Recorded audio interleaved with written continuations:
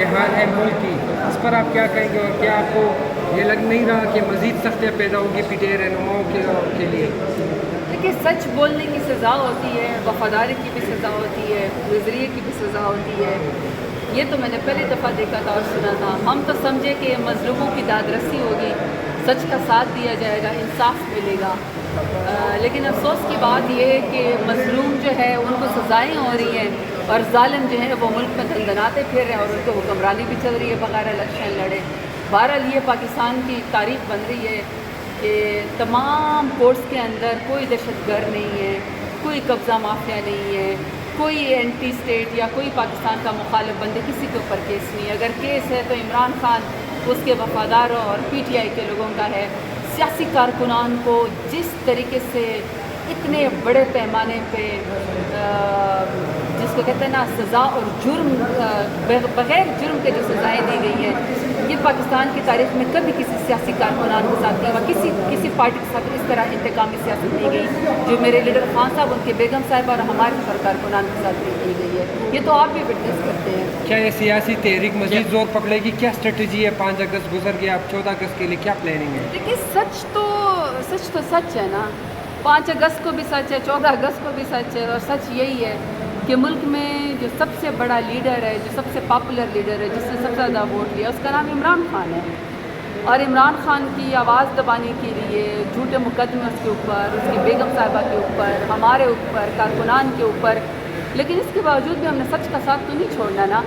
آخر کار یہ ریئلائز تو کرنا پڑے گا ان سب کو کہ یہ جن کی سیاسی لاشیں یہ لوگ اٹھا رہے ہیں، جو 17 سیٹوں والی جماعت ہے، یہ جو مرضی کر لیں، ان کی پاپولیرٹی نہیں ہے.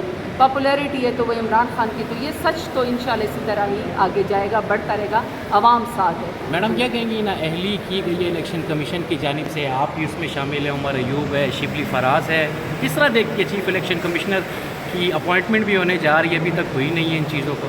دیکھیے، جو پاکستان میں سب سے پہلا ڈاکہ ڈالا گیا وہ تو یہ ڈاکہ ڈالا گیا کہ 8 فروری کو الیکشن چوری کیا گیا.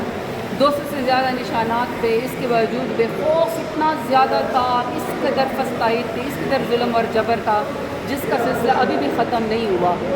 اور اس میں بھی ہماری پارٹی کو، ہمارے لیڈر کو ختم کرنے کی کوشش کی گئی. اللہ تعالیٰ نے محفوظ رکھا، پھر بھی لوگوں نے ہمیں ووٹ دیا. جماعت سے بات نہیں بنی تو فارم 47 کے ذریعے نااہل نالائق لوگوں کو جو کہ ان الیکٹڈ تھے، جس کی عوام میں پذیرائی نہیں تھی، ان کو 17 سیٹوں والی جماعت کو ہمارے سروں کے اوپر بٹھایا گیا. اور سب کو پتہ ہے کہ اس کے بعد ملک پیچھے ہی گیا، ملک آگے نہیں گیا. یہ جو سڑکوں کے اوپر آپ خواتین کو گھسیٹتے ہیں، جس طرح کارکنان کو آپ گھسیٹتے ہیں، 10-10 سال 20-20 سال کی سزائیں دیتے ہیں، دیکھیے یہ وقت گزر جائے گا لیکن لوگوں کی ان کی تاریخ میں نا مکروہ اور سیاہ چہرے پی ڈی ایم کے یاد رہیں گے. باقی دیکھیے اس کے بعد ہم لوگ، یہ عجیب کمال ہے اس ملک کے اندر کہ جنہوں نے الیکشن جیتا، جنہوں نے عوام میں پذیرائی حاصل کی، جنہوں نے ووٹ حاصل کیا، ان کو اٹھا کے ایک ہی جھوٹے کیس کے اندر جو 9 مئی کا واقعہ تھا، اس کے اندر ملٹیپل کیسز میں سزائیں دی جا رہی. 10-10 سال جیسے کوئی لوٹ سیل لگی ہوئی ہو. نہ انصاف دیکھا جاتا ہے، نہ کوئی گواہ دیکھے جاتے ہیں، گواہ بھی جھوٹے، انصاف بھی ایسا کہ اس کے اوپر جو ہے وہ انسانیت ہی شرما جائے.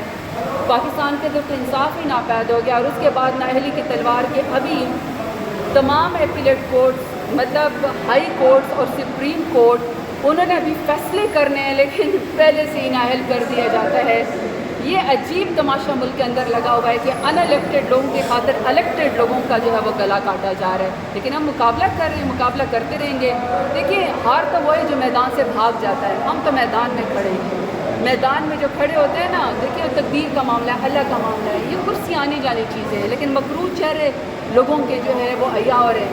اور باقی ایک ہی جرم میں کمال یہ ہے کہ جو خان کے ساتھ وفادار ٹھہرے ہماری طرح، جنہوں نے خان کے ساتھ وفا کی، ان کو سزائیں دو اور ان کو نااہل کرو. اور جنہوں نے پریس کانفرنس کی، آپ ان کو کلین چٹ دے دیں. یہ اچھا مذاق ہے.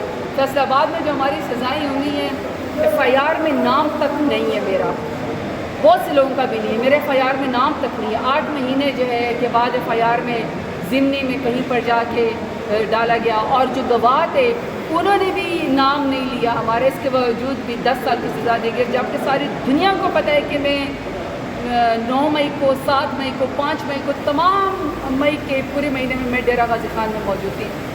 تمام ثبوت دیے. لیکن ان کو اڑا کے رکھ دیا. اب ہم تو پھر بھی لڑ رہے ہیں, میدان میں کھڑے ہیں, خان کے ساتھ نہیں تھینک یو چھوڑیں گے. Thank you. انشاءاللہ